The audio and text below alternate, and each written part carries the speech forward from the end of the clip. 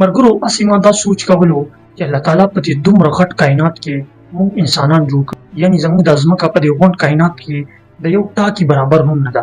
دا تصویر تاسو کتلی شئ، دا ساینسدانانو په خپله شیر کړی دی د ناسا په خپل ویب سایټ باندې. په دې کې تاسو د ځمکې ته وګورئ چې بالکل ښکاري نه. دا تصویر چې دی دا وایجر 1 رالیږلی دی، د ځمکې نه کروړونه کیلومیټر لرې نه دا تصویر د ځمکې ویستل شوی دی د وایجر 1 په ذریعه باندې. او دا تصویر چې دی دا موږ ته دا ښیي چې الله تعالی په دې دومره غټ کائنات کې موږ جوړ کړي وو، موږ انسانان یې جوړ کړي وو. ځکه ټیک ته ساینسدانان دا اندازې لګوي چې څه بل مخلوق هم شته، خو تر اوسه پورې ساینسدانان یو بل مخلوق نه دی کتلی. او موږ که خپل ځان ته سوچ وکړو، الله تعالی موږ په دې غونډ کائنات کې یوازې جوړ کړي وو. دا دومره غټ کائنات دی چې زه تاسو ته د دې باره کې سوچ هم نشم کولی. ما تاسو ته په ډېرو ویډیوګانو کې د دې کائنات باره کې ویلي دي چې دا کائنات څومره غټ دی. دا تصویر چې د کوم ځای نه ویستل شوی دی دا هم دومره لرې نه دی ویستل شوی د غونډ فضا په مقابله کې. زموږ دا فضا دومره غټه ده، دومره غټه ده، د دې باره کې زه تاسو ته اندازه نشم کولی. الله تعالی موږ په دې دومره غټ کائنات کې یوازې جوړ کړي یو. او بیا موږ ته الله تعالی خپل کلام رالیږلی دی، یعنی الله تعالی خپل لیکل رالیږلي دي. د الله تعالی د خولې چې کوم الفاظ دي هغه موږ ته الله تعالی رالیږلي دي. اوس په تاسو وایي چې هغه الفاظ کوم دي؟ هغه دا قرآن مجید دی. دا کوم قرآن چې زموږ په کورونو کې پروت دی، المارو کې موږ تاله کړی دی، یا د المارو د پاسه مو ایښی دی، په 10-20 کپړو کې مو تړلی دی. او موږ هغه قرآن چې کوم دی هغه راخلو نه، موږ دا ګورو نه چې الله تعالی په دې قرآن کې څه لیکلي دي. یعنې که تاسو سوچ وکړئ د الله تعالی د کائنات ته چې الله تعالی په دې دومره غټ کائنات کې موږ یوازې پیدا کړي یو، موږ په دې ځمکه باندې زندګي ده او الله تعالی موږ په دې ځمکه باندې جوړ کړي یو. او بیا الله تعالی موږ ته خپل الفاظ رالیږلي دي، قرآن یې راته رالیږلی دی. او افسوس چې نن دا قرآن زموږ په المارو کې پروت دی او موږ دې قرآن طرف ته توجه نه ورکوو. دا ځمکه تاسو وګورئ، د دې ځینې ساینسدانان سټارټ شوي دي. او بیا دا بل تصویر تاسو وګورئ، دا ساینسدانانو وایجر 1 تصویر شیر کړی دی. وایجر 1 یو فضایي جهاز واخلئ یا یو سپیس شپ واخلئ، دا یو داسې شی دی چې ساینسدانانو فضا ته لیږلی دی. او د هغې ځینې ساینسدانانو دا تصویر رالیږلی دی. او دا مشین د تېرو 240 کالونو په سفر کې دی، روان دی په مخ طرف ته. او تر اوسه پورې دا زموږ د لمریز نظام نه دی وتی او دې زموږ د ځمکې دا تصویر رالیږلی دی.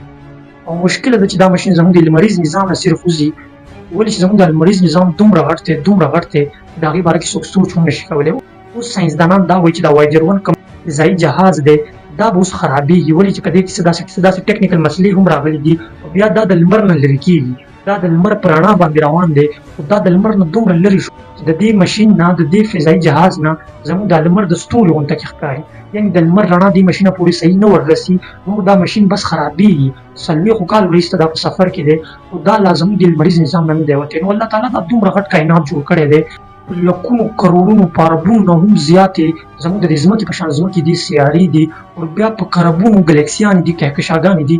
او دا هر څه څومره غټ غټ دي، تاسو ته ما په تېرو ویډیوګانو کې ویلي دي چې دا هر څه څومره غټ غټ دي. او الله تعالی موږ په دې غونډ کائنات کې یوازې پیدا کړي وو، بېل یې جوړ کړي وو.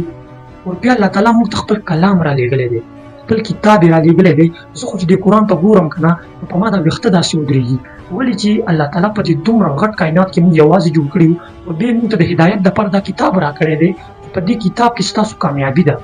خو دلته بیا موږ ته افسوس په دې خبره وشي چې موږ مسلمانان یو او موږ ته الله تعالی دا کتاب رالیږلی دی، خپل کلام یې رالیږلی دی، خپل الفاظ یې رالیږلي دي. او نن موږ د الله تعالی د هغې الفاظو سره څه کوو؟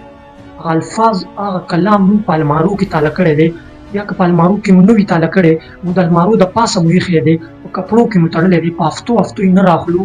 او هغه قرآن، هغه کلام چې کوم دی د الله تعالی هغه الفاظ په کپړو کې پراته دي او محفوظ ایښي دي. اوس څوک دا کوشش نه کوي چې زه لږ دا کلام راوالم او دا الفاظ یې وګورم چې الله تعالی موږ ته څه وایي په دې قرآن کې. چې قرآن ته ګورم نو په ما دا ویښته داسې ودرېږي، ولې چې زه د کائنات ته کله ګورم، د الله تعالی د نظام ته کله ګورم، بیا په دې نظام کې موږ الله تعالی د دې لایق ګڼلي یو چې موږ ته دا کلام راکړی دی، دا کتاب یې موږ ته رالیږلی دی. او موږ لږ یو دې کتاب سره څه کوو، د الله تعالی د الفاظو سره څه کوو؟ د خدای دپاره دا کلام، دا قرآن وپېژنئ، د دې قدر وکړئ، د دې عزت وکړئ. یعنې به روز محشر به بیا الله تعالی ته تاسو څه وایئ، څنګه به خپل مخ ښایئ الله تعالی.